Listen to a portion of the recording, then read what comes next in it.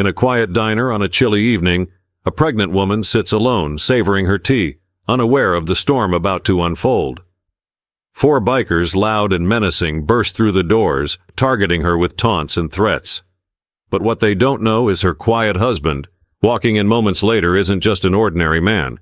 He's a former CIA operative with a past as dangerous as the present they've just walked into. When lines are crossed, secrets surface, and the hunter becomes the hunted. What happens next will leave everyone questioning who's really in control. The warm glow of the diner lights spilled onto the quiet street, offering a sense of safety against the growing chill of the evening. Inside, the hum of conversation and the clatter of dishes created a comfortable rhythm. A woman sat in the corner booth, her hands cradling a warm cup of tea. Her delicate features showed signs of exhaustion, but her calm gaze betrayed a quiet strength. She wore a loose cardigan over a simple dress, her hand occasionally resting on her pregnant belly. She seemed lost in thought, her eyes darting occasionally to the door as though waiting for someone. The peace was shattered by the roar of approaching motorcycles. The sound grew louder, the low, menacing growl vibrating through the diner walls. Conversations ceased, and heads turned toward the windows as 4 bikers pulled into the lot. Leather jackets adorned with intimidating patches glistened under the flickering neon sign. They dismounted with exaggerated confidence, their laughter loud and invasive, claiming the space before they even stepped inside. The door swung open with a force that made the waitress flinch. The leader, a tall man with a jagged scar running across his cheek, scanned the room with a predatory smirk. His companions, equally rough with tattoos, beards, and unruly hair, followed close behind. The tension in the diner grew palpable as the men sauntered toward the counter, their boots thudding heavily against the floor. The woman kept her focus on her tea, her fingers tightening slightly around the cup. One of the bikers, a wiry man with a snake tattoo curling up his neck, noticed her first. He nudged the leader, tilting his head in her direction.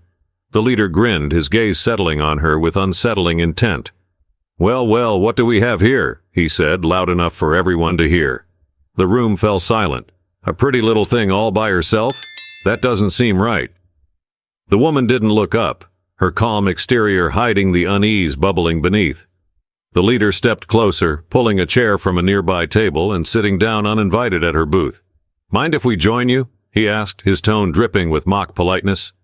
"Yes, I mind," she replied softly but firmly, her gaze still fixed on the table.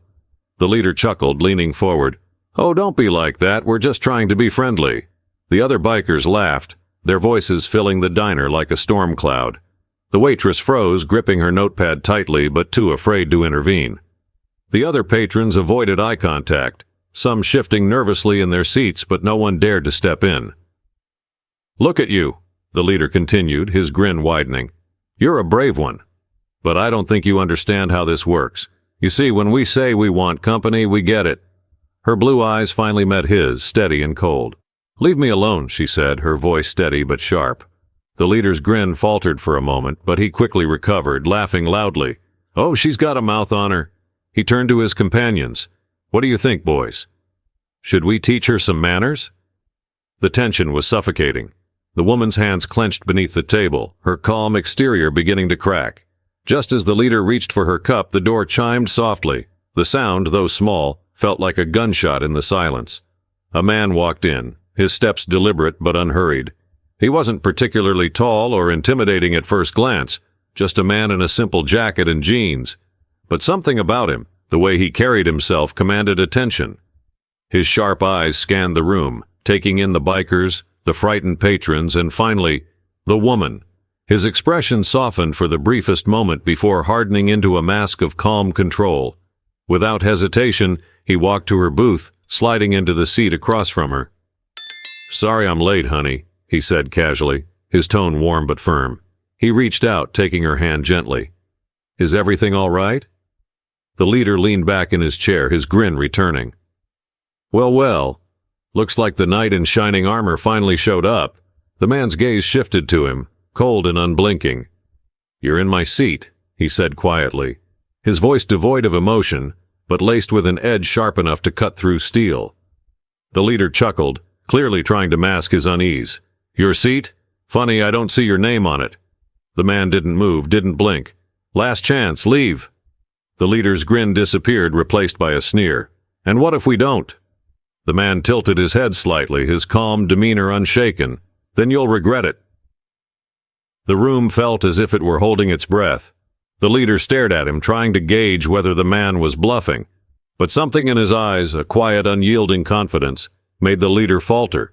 He pushed his chair back abruptly, standing. "Come on, boys," he barked, his voice tinged with irritation. "We've got better things to do." The bikers grumbled but followed him, their boots echoing as they left. The door swung shut behind them, leaving the diner in stunned silence. The man exhaled slowly, his body relaxing only slightly. He looked at the woman, his tone soft. "Are you okay?" She nodded, though her hand still trembled slightly. "I didn't think they'd leave." He smiled faintly. "They always leave when they know they've lost." His eyes shifted to the window, narrowing as he noticed the bikers lingering in the parking lot. "Stay here," he said firmly, standing. "I'll handle this." Before she could protest, he was already moving toward the door, his steps steady and purposeful. The man stepped outside into the cool night, his sharp eyes locking onto the group of bikers gathered near their motorcycles.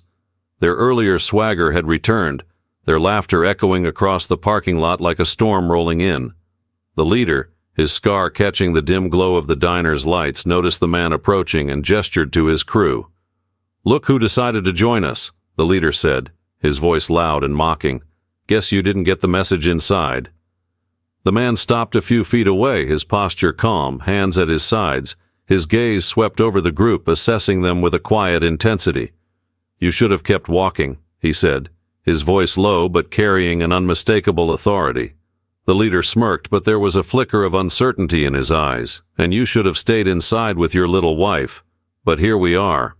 One of the bikers, a wiry man with the snake tattoo, stepped forward, cracking his knuckles. "What's the plan, tough guy? You think you can take all of us?" The man's expression didn't change. "You don't want to do this." Mitch, the burly biker who had taunted the woman inside, laughed harshly. "Oh, he's got guts. I like that. Let's see if he's got anything else." He lunged forward, his hand reaching for the man's collar. But the man was faster. In a blur of motion, he sidestepped Mitch, twisting his arm and pinning it behind his back. Mitch let out a grunt of pain, his knees buckling as the man forced him to the ground. "That's one," the man said quietly, releasing him and stepping back.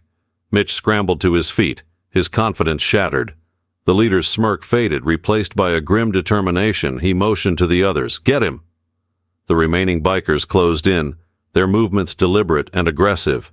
The man's stance shifted subtly, his weight balanced and ready. As the first biker swung a fist, the man ducked, delivering a sharp elbow to his ribs. The second biker charged, but the man pivoted, sweeping his legs out from under him. It was over in seconds. The bikers lay groaning on the ground, their bravado replaced by humiliation and pain. The leader stood frozen, his fists clenched but his resolve faltering.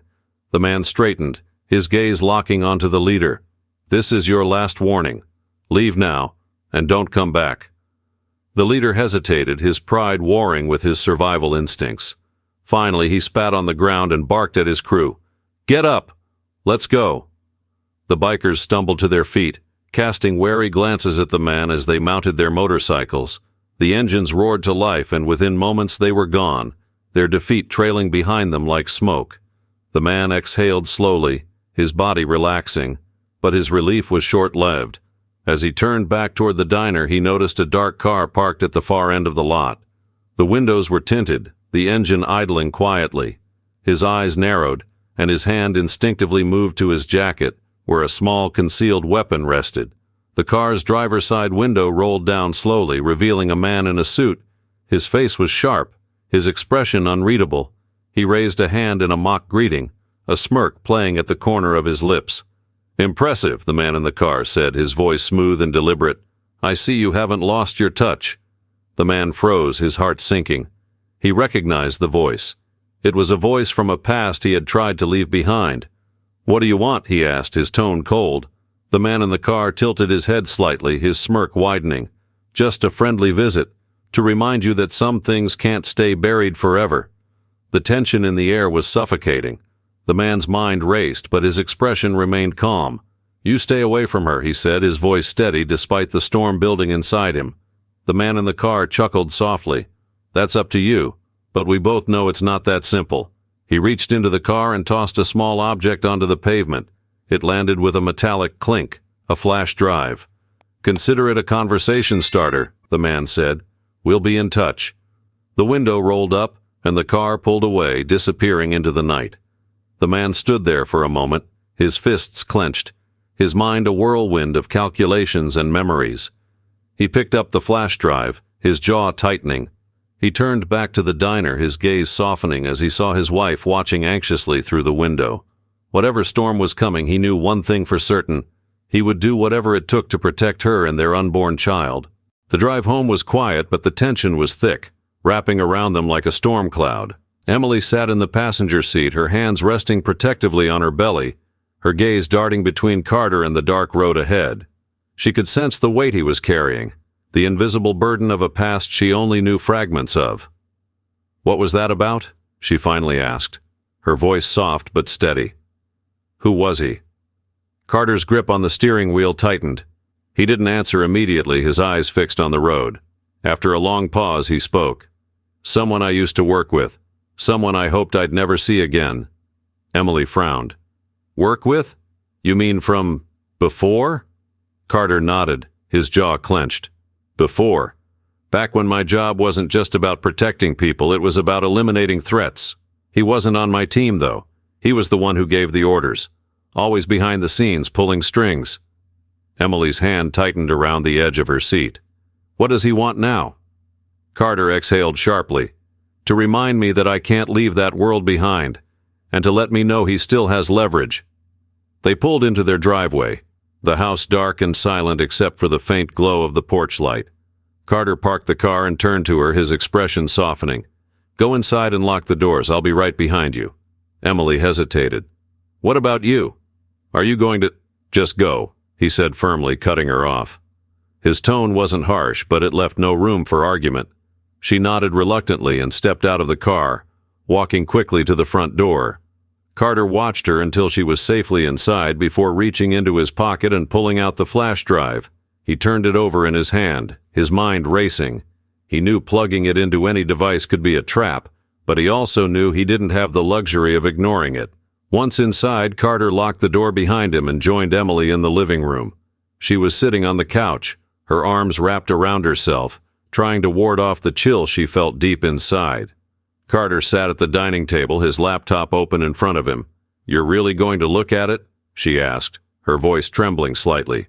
I have to, he replied, inserting the flash drive into the laptop. If he left this for me, it's because he wants me to see something. Ignoring it won't make him go away. The screen flickered and a single video file appeared. Carter hesitated for a moment before clicking on it. The video began to play. The grainy footage showing a room filled with stacks of crates dimly lit by a single bulb swinging overhead. Men moved in and out of the frame, some carrying weapons, others counting money. It was a scene Carter recognized all too well, a weapons smuggling operation. But it wasn't the operation itself that made his blood run cold. It was the logo on the crates. He knew it well. It was from an old mission, one he thought had been shut down years ago. That's impossible, he muttered, leaning closer to the screen. We dismantled them. We took everything. Emily moved closer, her worry evident. What is it? Carter didn't answer immediately, his mind racing. The video cut to another scene, an aerial view of a compound surrounded by dense jungle. Coordinates flashed briefly in the corner of the screen before the video ended. They're back, Carter finally said, his voice low and grim. And they're bigger than before. Emily's face paled. What does that mean for us? It means they want me to finish what I started, Carter said, closing the laptop and leaning back in his chair. But it also means they know where we are. That wasn't just a warning. It was an invitation. Emily's eyes filled with fear. An invitation for what? For war, Carter said simply, his voice steady but heavy with the weight of what was to come. The night passed uneasily, every sound outside the house amplified by the silence within. Carter stayed awake, watching the security cameras he'd set up around their property. Emily finally drifted off to sleep, though her rest was far from peaceful. As dawn broke, Carter's phone buzzed with a message. It was a single line from an untraceable number. You have 48 hours to respond. After that, we come to you. Carter stared at the message, his jaw tightening. He knew he had no choice.